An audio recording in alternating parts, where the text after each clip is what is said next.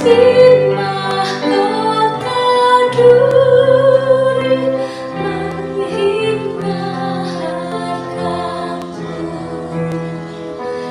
Kau patut ku kagumi, terima hormatku.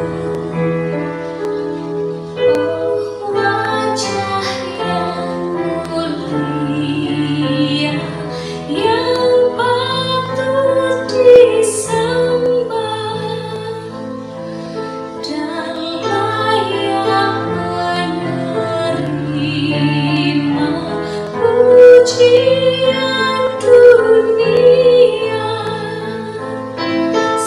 Sekarang diludahi, dihina, dicerca, disiksa, dilukai. Yang salah siapakah? Yang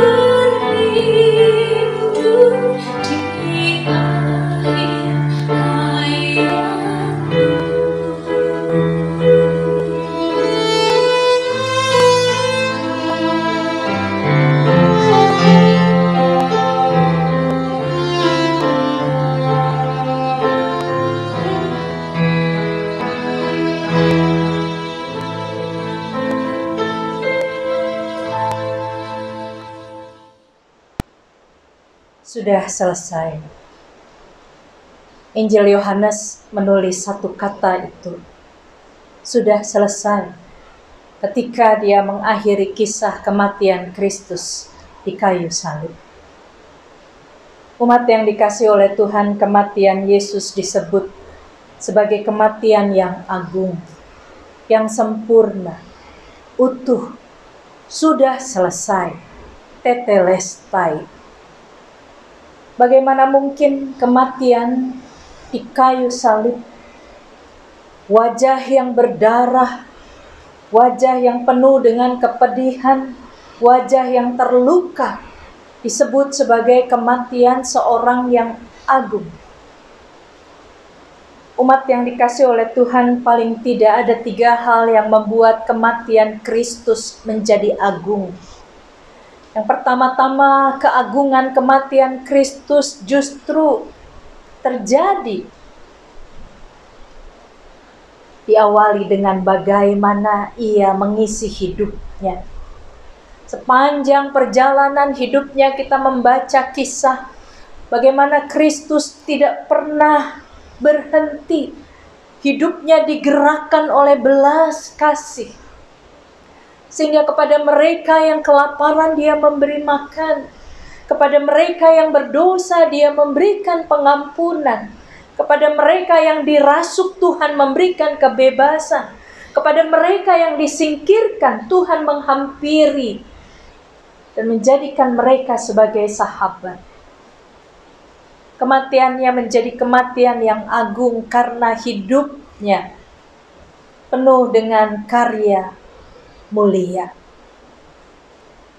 Saudara yang dikasihi oleh Tuhan, kematian Kristus menjadi agung karena hal yang kedua, yaitu persis Yohanes mengatakan kematian Kristus bukan karena kecelakaan, bukan juga sebagai korban, tetapi kematian Kristus adalah sebuah tindakan pengorbanan diri yang penuh, yang menyeluruh, yang tidak terbantahkan oleh karena belas kasih. Saya dan saudara-saudara diajak untuk melihat bagaimana Yesus memilih mati, mengorbankan dirinya dan tidak merebut keselamatan bagi dirinya, supaya manusia-manusia celaka macam Yesus Barabas yang tidak mampu menyelamatkan dirinya itu bisa selamat karena dia digantikan oleh Kristus yang bersedia mengorbankan dirinya. Kematian Kristus adalah kematian karena kerelaan dia berkorban, membiarkan dirinya mati ganti orang-orang yang nampaknya kuat, hebat, tegar, tetapi tidak berdaya di hadapan kematian. Kematian Kristus juga adalah untuk menyelamatkan dunia dan segala isinya yang sudah hancur karena maut. Dan hal yang ketiga, kenapa kematian Kristus disebut sebagai kematian yang agung? Karena lewat kematiannya, rencana keselamatan Allah itu digenapi. Karena lewat kematiannya, Allah mendapatkan anak yang dikasihinya betul-betul pantas untuk dimuliakan. Allah mendapatkan kesetiaan yang memang seharusnya diterima oleh Allah melalui Kristus, anaknya yang berkorban.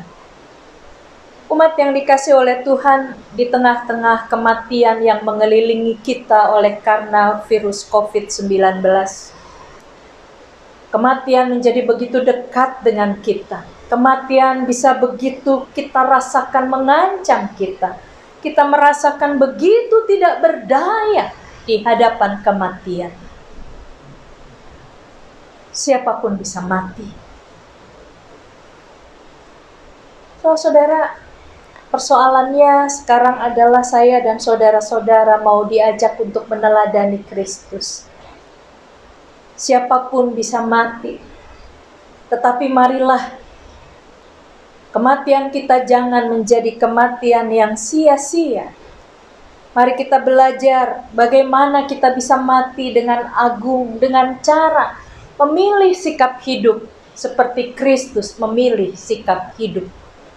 Mari kita penuhi hati kita penuhi hidup kita dengan belas kasih yang kita tunjukkan kepada sesama. Jangan mencari selamat sendiri, jangan mencari bahagia sendiri. Michelle Obama mengatakan kita tidak bisa bahagia sendirian. Kalau orang-orang di sekitar kita malang, kalau orang-orang di sekitar kita mati, kita tidak akan selamat sendiri. Kita tidak akan bisa bahagia sendiri. Saudara, mari kita memilih cara hidup seperti Kristus memilih cara hidup. Hiduplah dengan belas kasih dan berbagilah. Mari saya dan saudara-saudara diajak untuk meneladani bagaimana Kristus memilih untuk mengorbankan dirinya. Pujian wajah yang berdarah tadi mengatakan bahwa wajah yang berdarah itu mati untuk menanggung kesalahan kita. Sebuah sikap rela yang juga diminta dari saya dan saudara-saudara. Sebuah keikhlasan, sebuah sikap rela untuk membagi hidup, menyelamatkan hidup. Sehingga Allah di sorga melihat bahwa karyanya diteruskan oleh saya dan saudara-saudara sebagai murid-murid Kristus. Sehingga patut nanti dikatakan, sudah selesai. Tetelestai, sempurna, agung sudah hidup kita. Amin.